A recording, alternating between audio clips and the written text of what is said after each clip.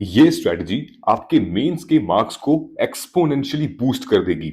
जहां पर एक तरफ अगर आप इस स्ट्रेटजी को यूज नहीं करते हो तो आपके मेंस में 350 से भी नीचे मार्क्स आ सकते हैं, जिसकी वजह से आप मेंस में डिस्क्वालीफाई हो सकते हो, जैसे इस स्क्रीन पे लिखा हुआ है, not qualified in civil services mains written examination. वैसे ही अगर आप इस स्ट्रेटजी को यूज करते हो, जो कि एक टॉपर स्ट्रेटजी है, जो ये मार्कशीट है आदित्य श्रीवास्तव की, उनके ही जैसा आपके मार्कशीट पे भी recommended लिखा होगा with more than 500 plus marks. आइए डिटेल में जानते हैं कि आखिर वो कौन सी स्ट्रैटेजी है। सो अगर आप इस ट्रिक को यूज करते हो तो आप अपने जीएस के मेंस में 120 प्लस स्कोर कर सकते हो, जीएस 1, जीएस 2, जीएस 3 और जीएस 4 में। और इस पूरे प्रिपरेशन में मैं और मेरी टीम 100% मदद करेगी, लेकिन वीडियो के एंड में मैं आपको बताऊंगा कि मैं कैसे आपको मदद करूंगा। साथ ही में आद्या मैम और मैं, हम लोग कैसे मदद करेंगे आपको आपके मेंस के प्रिपरेशन को बूस्ट करने के लिए। मैं एंड में आपको मार्गदर्शन पर्सनल गाइडेंस प्रोग्राम के बारे में बताऊंगा, जहां पर मैं एक सीरियस एस्पिरेंट्स को सिर्फ हम लोग एक्सेप्ट करेंगे, ताकि आप अपने यूपीएससी की प्रिपरेशन के लिए 100% सीरियस हो। नीचे कमेंट सेक्शन में गूगल फॉर्म उसको फिल कर सकते हैं। इनफैक्ट इस नंबर पर भी आप व्हाट्सएप कर सकते हैं। And for that matter, optional subject Hindi साहित्य है, उससे हम कैसे आपकी मदद कर सकते हैं वीडियो के एंड में मैं आपको बताऊंगा। Let's start. निकालो मेंस, ये हमारी टैगलाइन है। निकालो मेंस 2024 और 2025, ये दोनों एस्पिरेंट्स के लिए है। 2024 अगर आप ये वाला मेंस लिखने जा रहे हैं तो लगभग 30 अगस्त तक, यानी कि 1 सितंबर तक आपका सिलेबस एब्सोल्युटली कंप्लीट होना चाहिए। और अगर नहीं है तो फिर आप अभी से रिजल्ट की बिना परवाह किए, अगर आप 85 प्लस भी स्कोर कर रहे हैं तो आपको स्टार्ट हो जाना चाहिए। वहीं पे अगर हम बात करें 2025 की, तो जो एस्पिरेंट 2025 के लिए तैयारी कर रहे हैं, आपको पता होगा कि नेक्स्ट ईयर जो प्रीलिम्स और मेंस के बीच में जो गैप है वो बहुत कम है। It's better that we should start preparing from today, and by the end of this year December हमें अपने मेंस की प्रिपरेशन कंप्लीट कर देनी होगी। भूल जाओ प्रीलिम्स नाम का कोई शब्द भी होता है, क्योंकि यहां पर हम इंटीग्रेटेड प्रिपरेशन करेंगे, जहां पर प्री और मेंस आएगा। और मेंस की प्रिपरेशन से आपके प्रीलिम्स से भी बहुत फायदा मिलेगा, और इसीलिए हमारे नेक्स्ट प्रीलिम्स और मेंस के बीच में बहुत टाइम कम है। मैंने अपने मेंटरशिप प्रोग्राम में मैं स्टूडेंट्स को 100% ऐसी ही कुछ स्ट्रेटजीज बनाया हूं। दिसंबर से पहले हम मेंस की प्रिपरेशन खत्म कर देंगे। अब आते हैं सबसे बड़ा जो स्ट्रेटजी है, जो की पॉइंट है, जो ट्रिक है, वो है लॉर्ड पीवाईक्यू। लॉर्ड पीवाईक्यू इसलिए क्योंकि प्रीवियस ईयर क्वेश्चन पेपर को अंडरस्टैंड करके मैं अभी आपको दिखाता हूं कैसे पीवाईक्यूज को आप अच्छे से एनालाइज करके अपना टाइम निकाल के क्या निकाल सकते हो। क्वेश्चन की डिमांड क्या है, कंटेंट मतलब कि किस तरीके का आप क्वेश्चन पूछा जा रहा है। आपको बिल्कुल टेंशन लेने की जरूरत नहीं है, मैंने आपके लिए सब कुछ कर दिया है। अभी मैं आपको दिखाता हूं कि आखिर कैसे हम लॉर्ड पीवाईक्यू को यूज करेंगे। मैं चलता हूं अपने इस शीट पे। मेरे पास एक शीट है, ये देखिए, ये तो टॉपर्स की शीट है। आप देख रहे हो, ये शीट मैंने कई दफा अपने वीडियोस में ली हुई है, और ये मैंने बनाया हुआ है। लगभग 50 से भी ज्यादा टॉपर्स हैं इसमें। तो आप देख सकते हो कि ये कौन सा 3 एरिया है। आप अगर देखोगे ध्यान से तो ये एसए का एरिया जिसमें मैक्सिमम लोगों ने काफी अच्छा परफॉर्म किया है, ऑन एन एवरेज काफी अच्छा परफॉर्म किया है। वहीं अगर आप जीएस 1 में देखोगे, और वहीं आप जीएस 2, जीएस 3, जीएस 4, एक एनालिसिस के हिसाब से मैं आपको बता सकता हूं, एसए जीएस 2 और जीएस 4 में बहुत अच्छा परफॉर्मेंस हुई है। और इन्हीं 3 सब्जेक्ट्स को, जीएस को लेकर लोगों ने अपने जीएस का स्कोर अच्छा किया है। अगर आप देखोगे तो 500, 500, ये देखिए 465, ये मैं बात कर रहा हूं किसकी, ये जो रैंक है यहाँ पे 872, इनकी टोटल 465 है। मतलब हमें 500 अबव ही टारगेट करना पड़ेगा। और जबकि जो हमारे टॉपर हैं उन्होंने 591 टारगेट किया, 606 टारगेट किया। तो आपको अब समझ में आ रहा होगा कि मैंने यहां पर टारगेटिंग की बात क्यों की थी, 500 प्लस और यहां पे 350। Now you can better understand. So अब आप देख सकते हैं, ये सब कुछ आप डाउनलोड कर सकते हो, मेरे टेलीग्राम चैनल पर है। नीचे कमेंट सेक्शन में जाओ, आप मेरे टेलीग्राम पे सब कुछ डाउनलोड कर लीजिएगा, एवरी टॉपर। ठीक है। अब मैं आपको मेंस के पॉइंट ऑफ व्यू से कुछ दिखाना चाहता हूं। ये देखिए, ये है हमारे जीएस 1 के मेंस का पीवाईक्यूज पिछले लगभग 2010 से लेके 14 सालों का पीवाईक्यूज, अगर मैं इसको बाइफरकेट करता हूं, लेट्स से मैंने इसको बाइफरकेट किया, फिल्टर लगाया, इसमें सिर्फ और सिर्फ मैंने सिलेक्ट किया मुझे जानना है इंडियन सोसाइटी के बारे में, ठीक है। सो इंडियन सोसाइटी में हमने ये देखिए, अब मुझे मैं जब यहां क्लिक करूंगा तो मुझे ये पता चल जाएगा कि इंडियन सोसाइटी में पिछले 10 सालों में कौन कौन से टॉपिक से क्वेश्चंस आए हुए हैं, ठीक है। अब यहां पर मैं फिर से क्लिक कर देता हूं। ओके, सो आप देख लो, agriculture sector, agri architecture and sculpture, Buddhism, Jainism, ये देखो आप, इंडियन सोसाइटी से कुछ इस तरीके के सवाल आए हुए हैं हमारे पास डायरेक्ट फ्रॉम द कीवर्ड, जो यूपीएससी के सिलेबस का कीवर्ड है वहां से क्वेश्चन आया हुआ है। और आपके लिए एक टिप है यहां पे, टिप्स ये है कि आपको यूपीएससी का सिलेबस मगअप होना चाहिए, याद होना चाहिए। और इसी से रिलेटेड अब मैं आता हूं नीचे, हमने ये एनालाइज किया कि लॉर्ड पीवाईक्यू को जब हम एनालाइज करते हैं तो हम उससे कंपैरिजन करते हैं पिछले साल का, जिसकी वजह से हमें एक आइडिया मिलता है कि क्वेश्चंस की डिमांड क्या है, कंटेंट कैसा लिखना चाहिए। और यही एक प्रोसेस होता है जहां पर हम नोट मेकिंग भी करते हैं। अब कैसे करते हैं, फॉर एग्जांपल जैसे क्लाइमेट चेंज, क्लाइमेट चेंज से हमें बहुत सारे क्वेश्चन आए हुए हैं यूपीएससी मेंस में। कहां आए हुए हैं, हम फिर से वापस जाते हैं, हम यहां पर जाएंगे और ज्योग्राफी का सेक्शन हम टैप करेंगे। लेट्स से कि मैंने यहां ज्योग्राफी पे क्लिक कर दिया और ओके, यहां पर मैं चला गया सब टॉपिक्स में। ओके, यहां पर मैं आ गया क्लाइमेट चेंज में, ठीक। अब आप देखोगे यहां पे कि क्लाइमेट चेंज से रिलेटेड हमारे पास 2014 से लेके 2023 तक, इनफैक्ट 2020 में 3 क्वेश्चंस पूछे गए थे और 2023 में एक क्वेश्चन, मतलब हर साल एक क्वेश्चन आ रहा है। सो अब आप इंपॉर्टेंट कीवर्ड देखिए, यहां पर क्लाइमेट चेंज के बारे में बात हो रही है, लेकिन जो टॉपिक है वो क्या है, climate change on food security in tropical countries. हमने यही सारी चीजें उठाकर यहां डाल दी है। अब आपके पास कंटेंट लिखने के लिए काफी सारी चीजें हो गई, जैसे कि अब food security in tropical countries, मतलब क्लाइमेट चेंज का इन पर क्या असर पड़ेगा, ये आपको कंटेंट मिल गया। अब आप पीवाईक्यूज, अब आप मेंस का आंसर लिखना चालू करिए।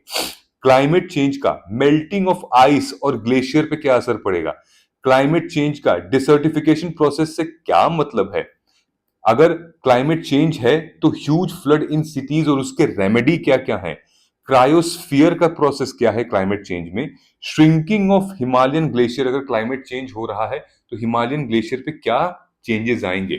ये सारी चीजें आपको कहीं ना कहीं एक सिंगल थ्रेड, कॉमन थ्रेड पता कर रही है कि क्लाइमेट चेंज से इतने सारे टॉपिक्स बन सकते हैं।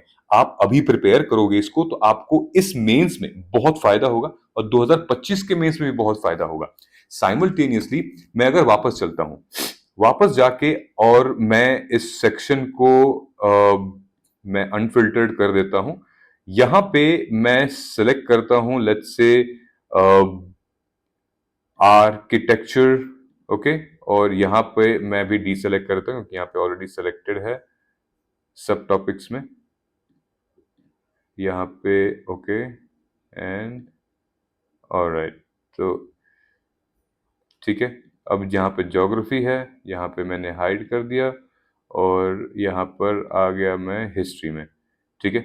अब आप देखोगे कि कुछ टॉपिक्स जो मैंने रेड हाईलाइट किए हैं वो ऑलरेडी आ चुके हैं। फॉर एग्जांपल मैं आपको बताता हूँ, 2017 में इंडियन नेशनल मूवमेंट से सवाल आया था, ठीक है। फिर 2020 में इंडियन नेशनल मूवमेंट से सवाल आया था, फिर उसके बाद 2021 में आया, ठीक है। वहीं अगर आप देखोगे आर्किटेक्चर एंड स्कल्पचर से क्वेश्चन आए हैं एक, फिर उसके बाद 2020 में आया, फिर उसके बाद 2018 में, फिर ऐसे करते हुए ये देखो 2017 में भी क्वेश्चन आ चुके थे। अब किस टाइप के क्वेश्चन आ रहे हैं हम ये देखते हैं। How will you explain the medieval Indian temple sculpture represent the social life of those days. यहां पर इंडियन मेडिवल मेडिवल टाइम के इंडियन टेम्पल की बात हो रही है। अब हम यहां पर आएंगे, ये भी है स्कल्पचर्स का, rock cut architecture represents one of the most important sources of knowledge of early Indian art and history, ठीक है। सेम सिचुएशन अगर हम आएंगे यहां पर, ये देखिए safeguarding the Indian art heritage. मेरा ये दिखाने का मतलब ये है कि आप अगर पीवाईक्यूज को ही सिर्फ एनालिसिस करोगे, डीप एनालिसिस करोगे, तो आपको पता चल जाएगा कि एक टॉपिक से यूपीएससी मेंस में कैसे कैसे क्वेश्चंस पूछ रही है, ताकि आपको वो आइडिया लग जाएगा। अब आंसर राइटिंग की अगर हम बात करें तो हमें एक आंसर लिखना कैसे चाहिए। मान लीजिए कि ये सारे के सारे क्वेश्चंस आपको आ रहे हैं, तो लेकिन लिखें कैसे। नंबर वन, मैं भी आपको all India rank 1 Aditya Srivastava की आंसर शीट में दिखाता हूं वो कैसे लिख रहे हैं। चलिए मैं चलता हूं आदित्य श्रीवास्तव के आंसर पे। अब सबसे ये उनके विजन की आंसर सीरीज है, ठीक है। मैं पहले क्वेश्चन पे चलता हूं। आप देख रहे हो यहां पे लिखा है, discuss why the bay of Bengal is more prone to cyclones than Arabian sea. ठीक है, अरेबियन सी से ज्यादा बे ऑफ बंगाल क्यों प्रोन है साइक्लोन्स के, ठीक है। ऑल्सो एक्सप्लेन करो कि रीजन क्या है decrease in frequency of tropical cyclone during the south west monsoon season.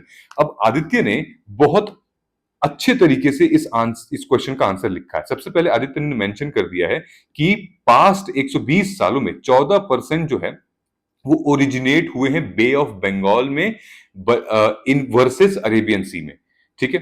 तो ये एक फैक्ट लिख दिया है जिससे यूजर का मतलब कि एक तरीके से जो हमारे एग्जामिनर है उसका अटेंशन ग्रैब हो गया।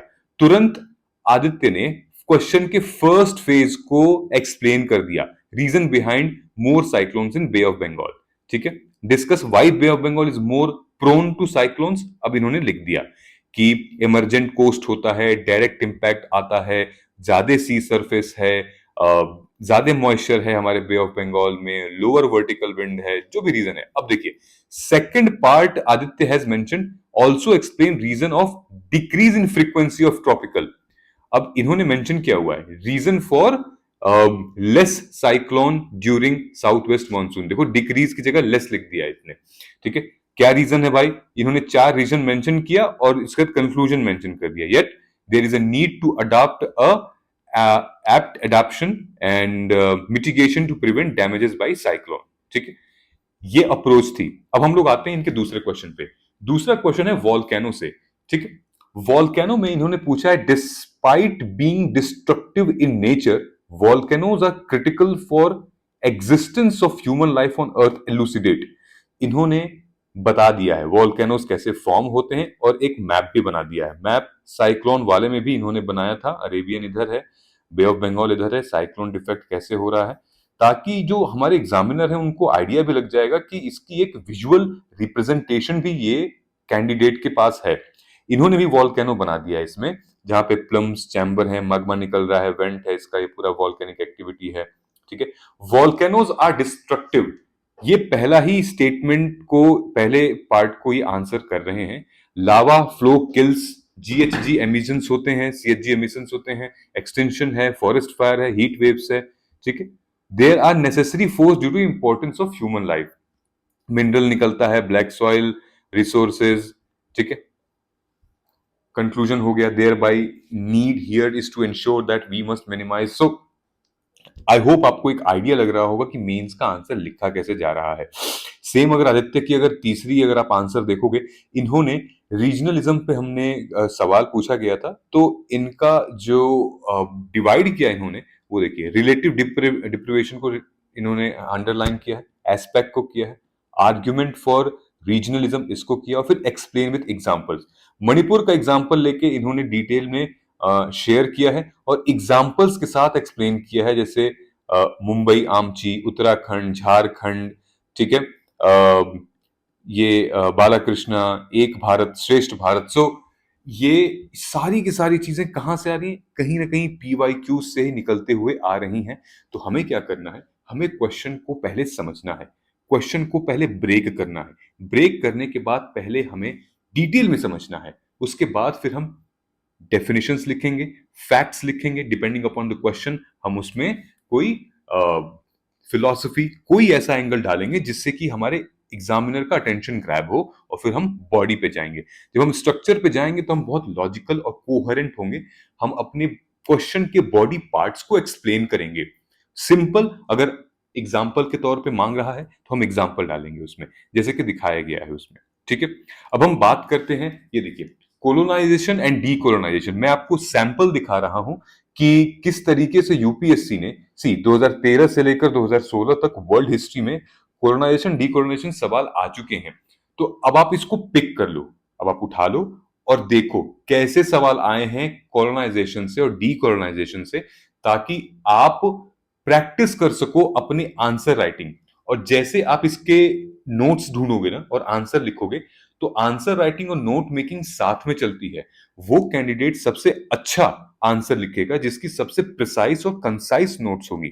साइमल्टेनियसली इफेक्ट्स ऑफ ग्लोबलाइजेशन, ये आप जीएस वन के सिलेबस का सबसे जबरदस्त मतलब पार्ट मुझे दिखा। तुरंत उसी कीवर्ड से आपको इतने सारे क्वेश्चंस आए हैं। ये देखिए 2013 से लेकर 2022 तक लगभग 7 से भी ज्यादा क्वेश्चंस पूछे जा चुके हैं सिर्फ इफेक्ट्स ऑफ ग्लोबलाइजेशन के ऊपर। ठीक है, अब आपको क्या करना है, आपको ये देखना है कि हाउ यूपीएससी इज फ्रेमिंग। ठीक है, डिमांड तो आपको समझ में आ गई है, but how UPSC is framing this answer, अब आप एनालाइज करो। ठीक है, diversity and pluralism in India under the threat of globalisation. ठीक है, अब डाइवर्सिटी और प्लूरलाइजेशन ग्लोबलाइजेशन की वजह से हो रहा है। ठीक है, क्या जनता अपनी आइडेंटिटी खो रही है ग्लोबलाइजेशन की वजह से? ग्लोबलाइजेशन एक कल्चरल होमोजेनाइजेशन पैदा कर रहा है। To what extent globalisation has influence the core cultural diversity of India. ठीक है, ग्लोबलाइजेशन का महिलाओं पे क्या इफेक्ट पड़ा है? मतलब इसके कितने सारे एंगल हो सकते हैं, आप इमेजिन नहीं कर सकते। लेकिन इस पीवाईक्यूज को देख के आपको यह पता चल जाएगा कि यूपीएससी एक पर्टिकुलर टॉपिक से कहां कहां से क्वेश्चन पूछ सकता है। अब आ गया हमारा कम्युनलिज्म। ठीक है, कम्युनलिज्म पर अब देखिए इंडियन सोसाइटी का एक बहुत इंपॉर्टेंट पार्ट है कम्युनलिज्म, रीजनलिज्म, सेक्युलरिज्म। यहां पर हर एक सेगमेंट से, कास्ट से, आइडेंटिटी से, ट्राइबल से क्वेश्चन पूछे गए हैं। ये पूरा सेगमेंट है, 10 मार्कर्स भी है, 15 मार्कर्स भी है, 12.5 मार्कर्स भी है। अगर मैं बताऊं सिर्फ कम्युनलिज्म पे, तो फॉर एग्जाम्पल अगर हमें कम्युनलिज्म पे एक क्वेश्चन का आंसर लिखना है, तो हम कैसे लिखेंगे? सबसे पहले हम उसका मतलब जानेंगे, मीनिंग क्या होता है कम्युनलिज्म का। फिर कम्युनलिज्म होता क्यों है वो जानेंगे, इसका बैकग्राउंड क्या है, पास्ट क्या रहा है कम्युनलिज्म का भारत में, और अफेक्ट क्या रहा है, वजह मतलब इसकी वजह से इंपैक्ट कितना पड़ा है भारतीय समाज में। और दूसरा लास्ट की हम इसको कैसे एड्रेस करेंगे। ठीक है, जब हम एड्रेस की बात करेंगे तो इसमें करंट अफेयर का इंटरलिंकिंग आएगा। जब हम इसके अफेक्ट्स की बात करेंगे तो करंट अफेयर्स का इंटरलिंकिंग आएगा, है ना। जब हम कॉज की बात करेंगे तो कहीं ना कहीं स्टैटिक पोर्शन का इंटरलिंकिंग आएगा। और फिर पीवाईक्यूज, मतलब अगर आपने पीवाईक्यूज किया होगा तो आप बेहतर आंसर कर सकते हो। फॉर एग्जांपल इसी पर आते हैं, 2017 से लेकर 2023 तक कम्युनलिज्म पर 4 सवाल आ चुके हैं, मतलब लास्ट ईयर भी आया था। क्या आया था भाई? Discuss the impact of post liberal economy on ethnic identity and communalism. ठीक है, सो इकोनॉमी जब लिबरल हो गई थी, एलपीजी रिफॉर्म्स आ गए थे, उसके बाद हमारी एथनिक आइडेंटिटी और कम्युनलिज्म पर क्या इंपैक्ट पड़ा था, जिस तरीके से ये सवाल पूछा जा रहा है। सेम जो अगर आप 2018 का देखो, communalism arises due to power struggle and relative deprivation. अब ये रिलेटिव डिप्रिवेशन जो है वो हमारे अभी जो हमने आंसर शीट देखी है आदित्य की, उसमें इन्होंने उसी के ऊपर बात भी की है डिप्रिवेशन से रिलेटेड। सो आप इस क्वेश्चन को, ये जो क्वेश्चंस पूछा गया है, ये देखिए। ठीक है, ये जो क्वेश्चन पूछा गया है इसको आप ब्रेक कर सकते हो, then you can answer. So this is how we can create a great answer. अब ये देखो GS2 का IR से कितने क्वेश्चन आए हैं सिर्फ सब topic bilateral, regional, global grouping agreement से। चाहे वो SCO हो गया, आप देख सकते हो, अब जो कैपिटल लेटर्स में हो गया, SCO से आए हैं, NATO, BIMSTEC, I2U2, quad, AUKUS, ITA, SAFTA, NSG, a lot of things। Recently 2023 में 2 सवाल आए हैं इस पे, SCO और नेटो से, US, यूरोप। सो एक बहुत इंपॉर्टेंट सेगमेंट बनता है। वहीं कॉन्स्टिट्यूशनल और नॉन कॉन्स्टिट्यूशनल बॉडी पे प्रीलिम्स में, सॉरी मेंस में, हमारे पास 2023 में लगभग कंपटीशन कमीशन ऑफ इंडिया पे सवाल आया था, CCI। वहीं 2022 में national commission for backward classes पर आया था क्वेश्चन, 14th फाइनेंस कमीशन पे, NSSC, CAG, EVM, NHRC, इन सभी पर, ये क्योंकि हमारी कॉन्स्टिट्यूशनल और नॉन कॉन्स्टिट्यूशनल बॉडी है।